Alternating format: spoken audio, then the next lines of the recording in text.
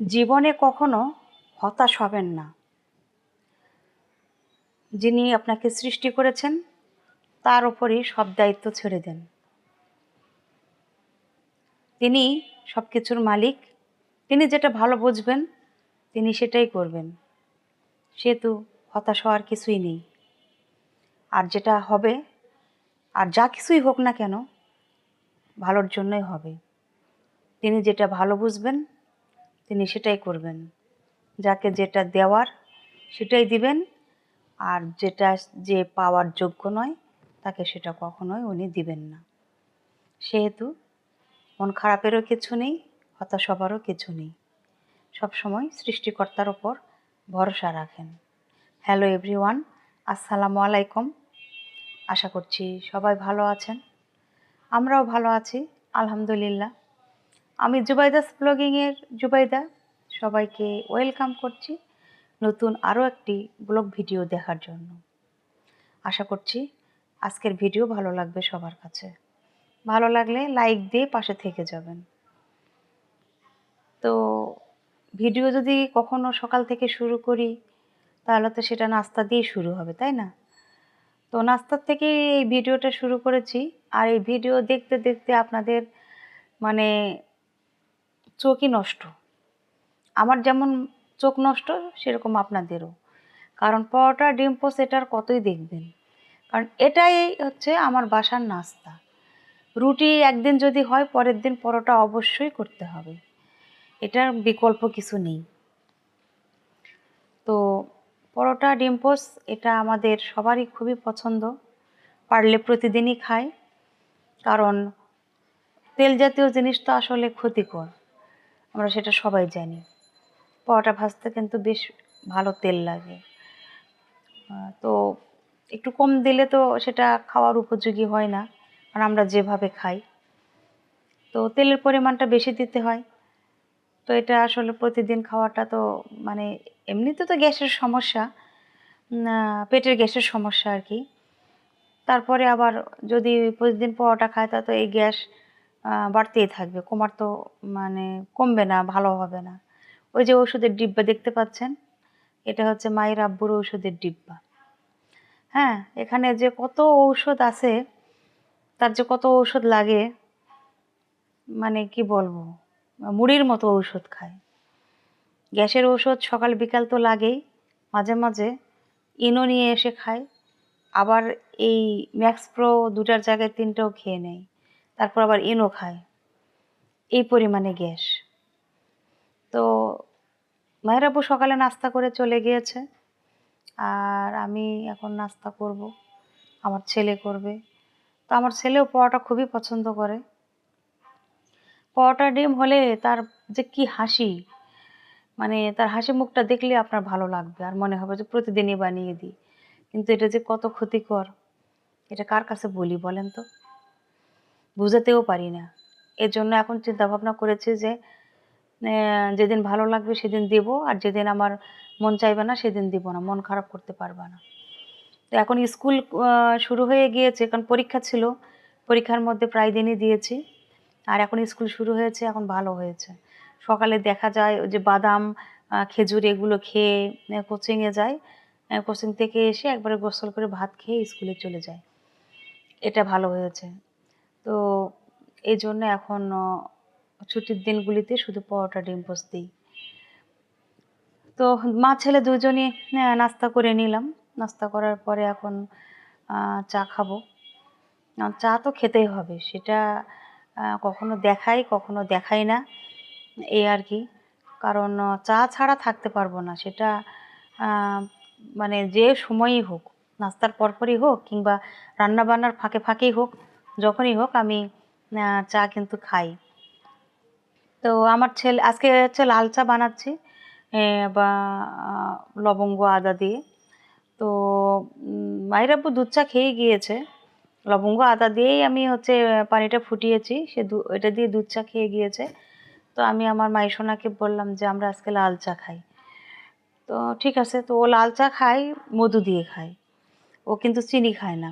আমার ছেলে বলে যে চিনি খেলে কেমন যেন তিতা লাগে, তো আমি হচ্ছে লাল চায়ের সাথে কিন্তু মধু খাবো, সবসময় লাল চায়ের সাথে মধু দিয়ে খায়। এটা খুবই ভালো একটা অভ্যাস। কিন্তু আমি যে সামান্য একটু চিনি নিলাম, খুব বেশি যে চিনি নিয়েছি তা কিন্তু না, খুব সামান্য একটু নিয়েছি, কিন্তু আমি চিনি দিয়েই খাই। তো যাই হোক, আমার ছেলে আর আমি এখন চা খেয়ে নেব। অ তো এটা আসলে খুবই ভালো অভ্যাস। অনেকে যখন শোনে যে সে চা খায় বা মধু দিয়ে লাল চা, আ রুটিটা মধু দিয়ে আসলে খাওয়া যায়। খুব ভালোও লাগে আর শরীরের জন্যও খুব হেলদি। কিন্তু সবাই তো আসলে খায় না। কারণ আমার নিজেরও অতটা আসলে ভালো লাগে না। সেজন্য আমি একটু চিনি দিয়েই খাই। তো যার যেটা পছন্দ, সবার তো আর ভালো গুণ থাকে না। যেমন আমার ভালো গুণ নেই। আমি চিনি দিয়ে খাচ্ছি যেটা ক্ষতিকর জানি তারপরেও। তাও মা ছেলে ২ জনে এখন চা খেয়ে নিচ্ছি। আসলে ভালো লাগে। ছুটির দিনগুলিতে যখন আমার ছেলে থাকে, তখন আমার খুব ভালো লাগে। কারণ একা, একা নাস্তা করা, চা খাওয়া এগুলো আসলে কেমন একটা বোরিং লাইফ। কেউ সাথে থাকলে খাবারটা খেতেও ভালো লাগে, ২ টা গল্প করা হয়। কেমন যেন একটা মানে ন্যা ভালো ভালো একটা ফিল আসে এই আরকি। তো খাওয়া-দাওয়া শেষ করলাম, সকালের নাস্তাটা শেষ করলাম, করে এখন চলে এসেছি দুপুরের রান্নায়। তো আজকে সিম্পল রান্না করব। আর সবথেকে মজার ব্যাপার কি, মায়ের আব্বু তো মাছ খায় না। তো সে কিন্তু চিংড়ি মাছ খায়। আর আগে দুপুরবেলা খেত। এখন রাতের বেলাও খায়। তো এটা আমার জন্য যে একটা কত বড় সুবিধা হয়েছে, মানে কত বড় একটা ভালো লাগার বিষয় আসলে কি বলবো। তো আমি এই যে চিংড়িগুলো হচ্ছে ভুনা করে নিব। আর আমার বাসায় আরেকটা জিনিস হয় যে চিংড়ি মাছ রান্না করলে পুরা খোসাটাই ফেলে দিতে হবে। জাস্ট শুধু আ যে চিংড়ির ভিতরে মানে খোসার ভিতরে যে অংশটুকু থাকে সেটা থাকবে। খোসা থাকা যাবে না। অনেকে দেখেছে বেশ বড় পরিমাণে রাখে, খোসা থাকে, মাথার অংশটা রাখে, চিংড়িটা একটু বড় দেখা যায়, দেখতেও ভালো লাগে। কিন্তু আমার বাসায় এটা চলে না। পুরা খোসাটাই একদম ক্লিন করতে হবে। শুধু চিংড়ির যে মাংসটা সেটাই থাকবে। তো সেভাবেই আমি করে নিয়েছি। দেখেন কতটুকু হয়ে গিয়েছে। তো তো আমি হচ্ছে চিংড়িটা রান্না করে নিচ্ছি। আমি সবকিছুই দিই, হলুদ, মরিচ, ধনিয়ার গুঁড়া, জিরার গুঁড়া, আদা রসুনের পেস্ট, সবকিছুই দিই। তো হচ্ছে এই আর কি। আ খেতেও কিন্তু ভালো লাগে। তো এই একদিকে চিংড়িটা ভুনা করে নিচ্ছি, আর আরেকদিকে হচ্ছে মুগ ডালটা আমি সিদ্ধ করতে দিয়েছি। আ মুগ ডালটা বেশ কিছুক্ষণ আমি ভিজিয়ে রেখেছিলাম। তারপরে এখন সিদ্ধ করার পরে এখন হচ্ছে আবার জিনিসটা আ মসলা দিয়ে ভুনে নিব এই আরকি। তো একই প্রসেসে আমি করে নিব। চিংড়ি যেভাবে ভুনা করে বসিয়ে মানে মশলাটা ভুনা করেছি, করে বসিয়ে দিয়েছি। আর এদিকে মুগ ডালটাও সেভাবেই করে নিব। তো মুগ ডালে যে সব রকম মসলা দিয়েছি, পেঁয়াজ দিয়েছি। এখন আদা রসুনের পেস্ট দিব। অন্যান্য বাকি যেগুলো মসলা, হলুদ, লবণ, মরিচের গুঁড়া, ধনিয়ার গুঁড়া, যেভাবে যা, যা মসলা লাগে সেগুলো দিয়ে সিদ্ধ মুগ ডালটা এর মধ্যে দিয়ে দিব। দিয়ে রান্না করে নিব। তো ভিডিওটি আপনারা দেখতে থাকেন। আর ভিডিওটি যারা কন্টিনিউ করছেন, আ তারা তাদেরকে অসংখ্য ধন্যবাদ। আর আমি মন থেকেই আপনাদের জন্য আসলে দোয়া করি বা ভালো মঙ্গল চাই। আমি চাই আপনারাও আমার শুভাকাঙ্ক্ষী। আমার ভিউ যদিও কম হয়, তারপরেও আমি আশা নিয়েই বাঁচি। আশা নিয়েই তো মানুষ বাঁচে, তাই না? তো আমিও চেষ্টা করছি সামনে এগিয়ে যাওয়ার। যদি ভিডিওটি ভালো লাগে পাশেই থাকবেন। ইদানিং বেশ কিছু কমেন্ট আসে। মানে একেক ভিডিওতে একেক রকম কমেন্ট আসে, একেকজন কমেন্ট করে যে, "পাশেই আছি, পাশেই থাকবেন।" তারপরে কিন্তু তাদের আর খবর পাওয়া যায় না। এটা আসলে কি অন্যান্য ভিডিওতেও এরকম হয় নাকি আমারটাতেই হয়? উম আমারটাতে ভিউ নেই এজন্যই কি হয়? এ বুঝি না। পাশেই আছি, পাশেই থাকবেন। তারপরে দেখি যে আর তাদের আর কোনো কমেন্ট নাই, কিছুই নাই। তো পাশে থাকতে গেলে তো মনে হয় ভালোভাবে পাশে থাকা উচিত, তাই না? তো যখন একজন আরেকজনের পাশে থাকবে তখন ১ দিন ২ দিন পর হলেও দেখা যায় আ সেও কিন্তু আপনার পাশে থাকবে।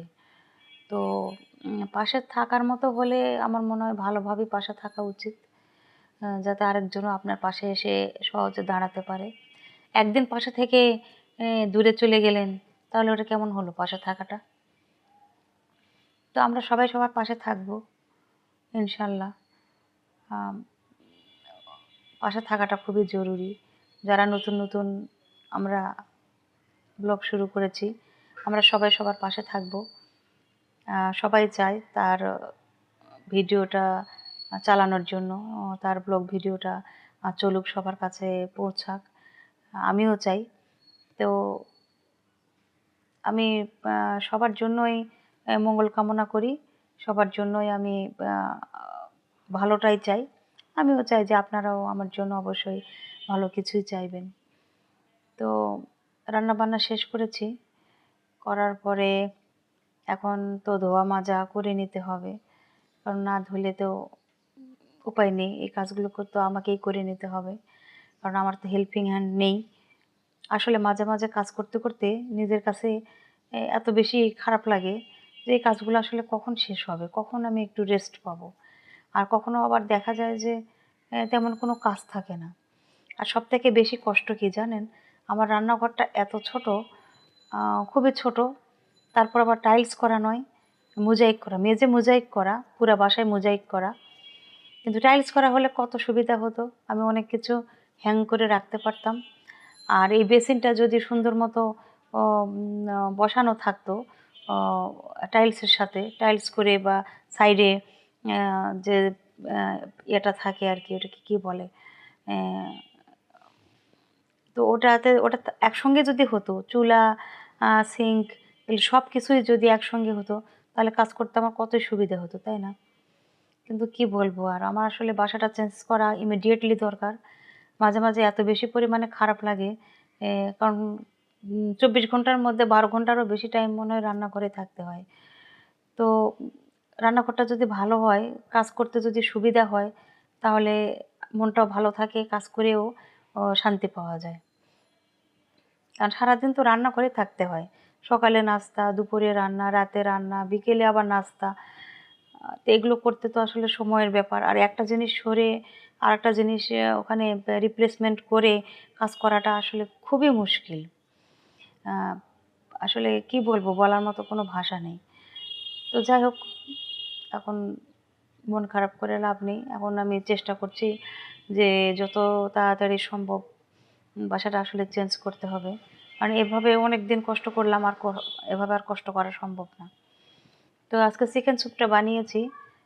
একটু বেশি পরিমাণে চিকেন দিয়েছি। চিকেন সিদ্ধ করেছি। দেখলাম যে বেশ অনেকটা পরিমাণই হয়েছে। তো খেতে কিন্তু খুব মজা হয়েছে। কিন্তু মায়ের আব্বুর ভালো লাগেনি। বলে যে চিকেনের পরিমাণ বেশি হয়েছে, আমার খেতে ভালো লাগছে না। কেমন লাগে বলেন তো? চিকেনের পরিমাণ বেশি হলে তো আসলে খেতে ভালো লাগারই কথা। কিন্তু তার কথা হচ্ছে যে চিকেনের পরিমাণ বেশি, শুধু চিকেনই মুখে পড়ছে। এজন্য সে ২ বার মুখে দিয়ে আর খেলো না। আচ্ছা, যার যেটা ভালো লাগে তাই সেটা করুক। এখন সবার মুখে সবকিছু তো আর ভালো লাগবে না। তো আমরা মা ছেলে স্যুপ খাই। আর এখান থেকেই বিদায় নিই। আপনারা সবাই ভালো থাকবেন।